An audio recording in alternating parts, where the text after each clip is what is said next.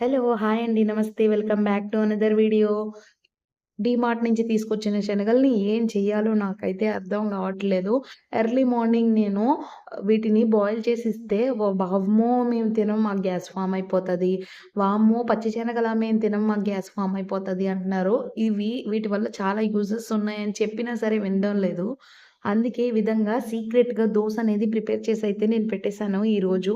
నచ్చితే మీరు కూడా ట్రై చేయండి.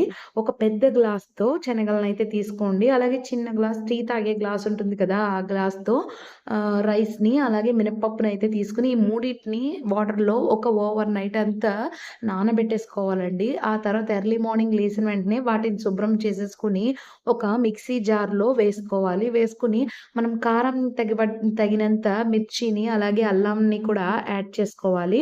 యాడ్ చేసుకొని కొద్ది కొద్దిగా వాటర్ వేసుకుంటూ ఈ విధంగా బ్యాటర్‌నయితే ప్రిపేర్ చేసుకోవాలి. అలాగే సాల్ట్ కూడా యాడ్ చేసుకోవాలండి.